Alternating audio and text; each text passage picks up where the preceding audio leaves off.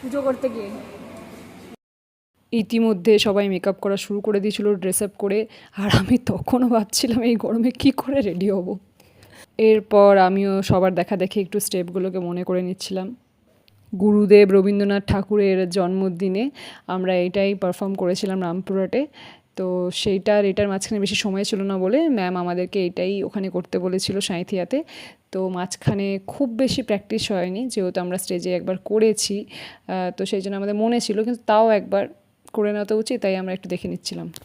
আর এই যে আমাদের নাচে একজনই মেল ক্যান্ডিডেট, আরও দুজন ছিল, তো তারা কাজের চাপের জন্য এখানে আসতে পারেনি। তো ওই বাকি দুজনেরটাও একেই সামলাতে হচ্ছিলো, তাই একবার রিহার্স করে নিচ্ছিল। আর আমাদের কি হাসি, যদিও হাসাটা উচিত নয়, সে প্র্যাকটিস করছে একবার।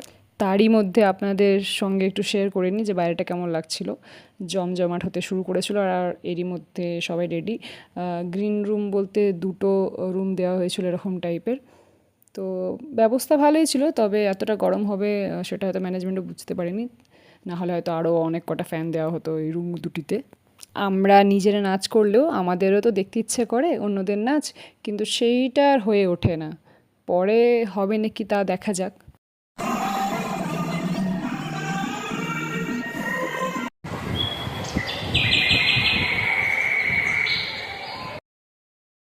এই নাচের পুরো ভিডিও দেখতে পাবেন আপনারা ইউটিউবে তমসা ডান্স একাডেমি বলে সার্চ করলেই পেয়ে যাবেন। শুধু এই নাচ নয়, আমাদের অনেক রকমের অনেকগুলো নাচ আপনারা দেখতে পাবেন গ্রুপে। আর তমসা রায় আছেন ফেসবুকে, তো ওনাকেও ফলো করলেও দেখতে পাবেন। আর তাছাড়াও আমি চেষ্টা করছি যে ইউটিউবের লিঙ্কটা কমেন্ট বক্সে দিয়ে দেওয়ার। আমাদের নাচ হয়ে গেলে আমরা ভেবেছিলাম যে একটা অ্যাটলিস্ট পারফরমেন্স কারোর দেখব, কিন্তু তা হয়ে ওঠেনি। ম্যাম বললেন যে ট্রেনের টাইম হয়ে এসছে, তো আমরা চলে এসেছিলাম স্টেশন। তো স্টেশনে সবাই ঢুকতে ঢুকতেই আমি চলে গেছিলাম নন্দিকেশ্বরী শক্তিপীঠে।